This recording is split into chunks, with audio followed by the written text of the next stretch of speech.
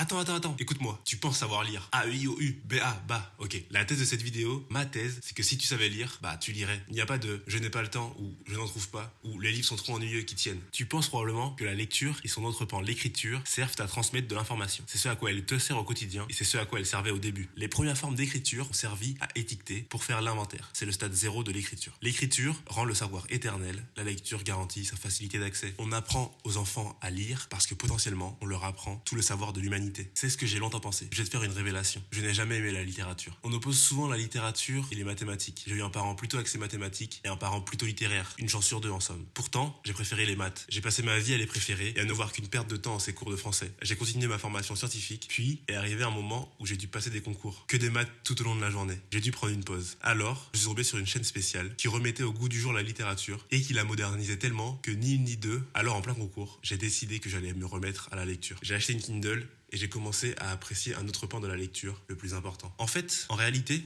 ce qu'on t'apprend à l'école, ce que tu fais depuis le début de ta vie, c'est déchiffrer. C'est le stade zéro de la lecture. Dis-toi bien que tu as le même niveau de lecture qu'au CP. Certes, tu lis plus vite, tu connais plus de mots, mais tu as strictement la même expérience de la lecture. Ce que tu fais, c'est essayer d'extraire l'information et le sens dans un dédale de courbes et de traits. La lecture, c'est bien plus que ça. Le second niveau de lecture, c'est la littérature. C'est comprendre ce qui n'est pas dit, tirer des leçons d'expérience et les transmettre. Non comme une suite d'instructions à la manière d'une recette, mais comme un récit qui peut prendre plusieurs formes, de sorte qu'il s'adapte, transcende le temps et les époques pour arriver dans l'esprit fougueux de toutes les générations futures. Pour faire simple, c'est comme si depuis le début de ta vie, tu avais passé ton temps à parler et à écouter les autres, alors que des milliers de personnes derrière toi chantaient. Par où commencer alors? Déjà, je te recommande la chaîne du Hussard, qui rend la littérature sexy. Ensuite, je te conseille d'aller sur sa chaîne et de chercher les livres qui te parlent, te plaisent. Tu peux abandonner les livres qui ne t'intéressent pas en cours de route. Tous les livres n'ont pas été faits pour que tu les lises. Mais un jour, tu tomberas sur un livre qui, lui, ne te tombera pas des mains. Et tu commenceras alors une nouvelle épopée. Une épopée marquée par des batailles, des amours, des questionnements. Ce qui fait d'un être humain un être humain. Il y a bien plus à la littérature que ce que tu vois. Alors je te le demande encore une fois, lis.